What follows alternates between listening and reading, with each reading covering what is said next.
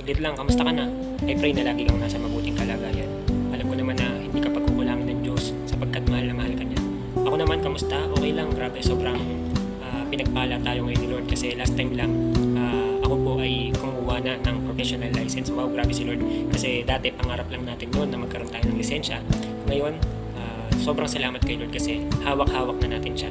Grabe no? And then sunod naman, nasa Korea na ang aking pamangkin. Last time lang hinatid natin siya. Naalala ko na nung kami nag-uusap, nagpapasahan kami ng heart namin dalawa. Pangarap niya makalipad ngayon. All things work together for good kasi naganap na rin. Yung pinapanalangin namin, nakaalis na rin siya. At ngayon nasa Korea na siya, nagsisimula na siyang magtrabaho doon. And then next, glory to God kasi nagkaroon tayo ng pagkakataon na makasama si Dr. Joseph Akinyele para gawin yung kanyang album. At yung kanta niya na Tagalog is yung Pupurihin Kita. Nag-video shooting kami dun sa Luneta. Pinagpala din tayo Pupurihin kasi kita! natin na samahan ng mga lingkod ng Diyos. So, the next is pagka-uwi ko galing Luneta, ilang oras lang ang pahinga, nagpunta naman tayo ng Laguna.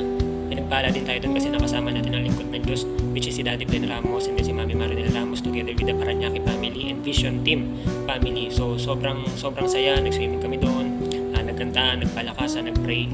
So napaka-healthy ng community for God's glory. So sabi ko nga, hindi ko alam kung sa sarili ko lang kung paano ko mapagkakasya yung mga ganong event tuloy-tuloy. Talagang grabe lang si Lord. Pag binless ka, talagang tuloy-tuloy. Hindi tumitigil. So ayun na nga, dahil nandun na tayo, pagkatapos namin mag-swimming, dumiretso kami ng Paranaque. Dumating naman si Ate Mela all the way from America pa. So yun, syempre fellowship talaga dun sa bahay ni Daddy at ni Mami. Then palakasan din, nood kami doon ng TV, then kain, then punta kami sa coffee shop, sa Flavors. So talagang pinagpala tayo. So ano bang ibig ko sabihin ko dito, kapatid? Hindi naman totoo na boring na maglingkod sa Diyos. Kung totoo, napakasaya. Meron ka isang malaking pamilya, isang community na talagang tutulong sa'yo, magmamahal sa'yo, magmamalasakit sa'yo. Kaya kung ikaw piling mo mag-isa ka, ini-invite kita na pumunta dito sa church. Lahat kami, i-welcome ka namin dito sa Jesus the Gospel Church Global Manila. Hihintayin kita, napanood mo to, sign na to, para magkita tayo.